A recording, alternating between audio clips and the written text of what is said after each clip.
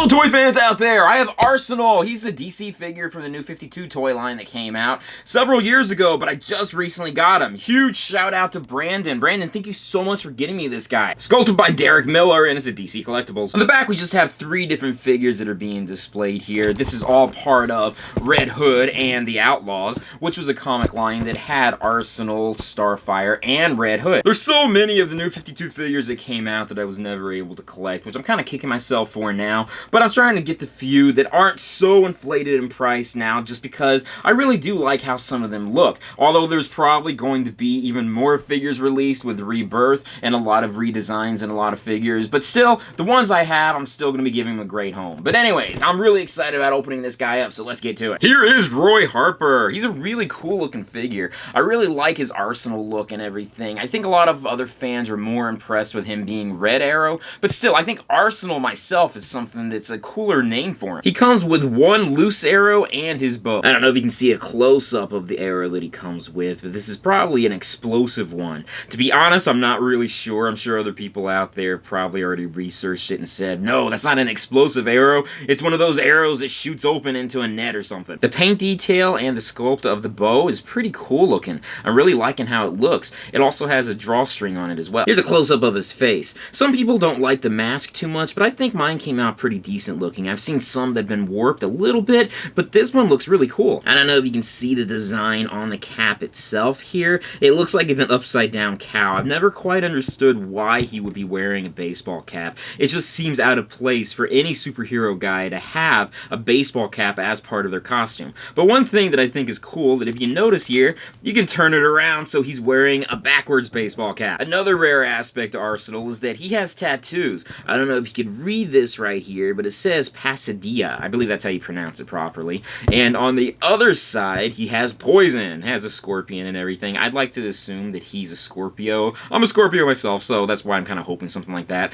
Although I'm sure there's another deeper meaning behind it. Oh my god, he's got stitches on his junk right here. I've never noticed that before. Really awesome design overall. I mean, really, I am impressed with this guy and how he looks. I mean, the sculpt overall and the paint details in him, I really think that they did a great job. Look at his utility belt going all the way around here. Each of these little pouches is supposed to have different stuff in it, although I think it's always kind of weird how they have the back pouches because it's so much more awkward to get those out. He's got 2 different quivers for his arrows, both one on his side and the one on the back as well. You can see the different sculpting on the different sides of his arm gauntlets. Here you can see the drawstrings, and then on the other side it looks much more like it's a defensive measure. When the new 52 series came out, a lot of different characters had the long sideburns going down, almost to mutton chop standards. Nothing wrong with that, but still I did notice that with a lot of the figures, or a lot of the characters that were done. Middle symbol right here very much resembles an A, which I always like to think is the arrow sign. Great detail here with the shin guards and the knee pads as well. Also really liking that a lot. If you notice, he does have a lot of arrows kind of pointing around on his chest here, going down and upwards,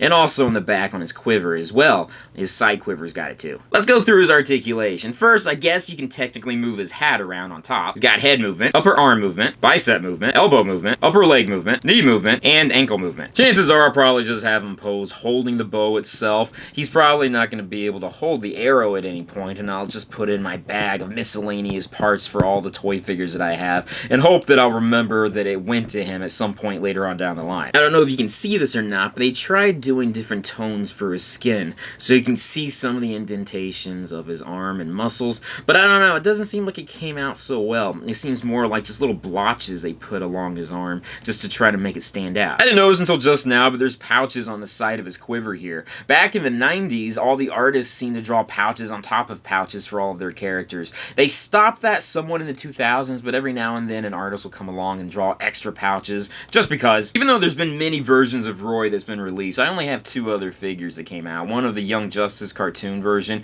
and one of the DC Direct versions that came out a couple years ago.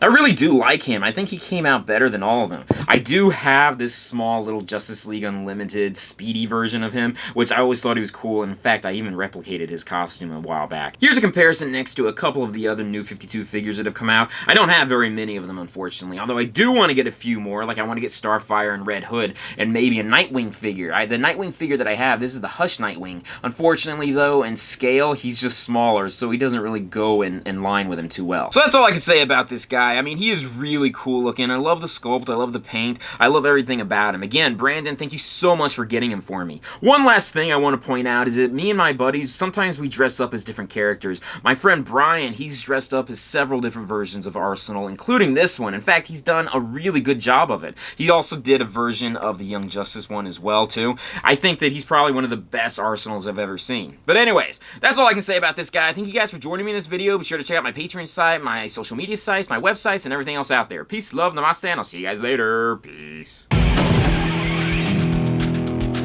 Hello, comic book people out there. Rebirth is out. DC Comics will never be the same again. Before I go into any details, I need to let you know there's going to be major spoilers. Major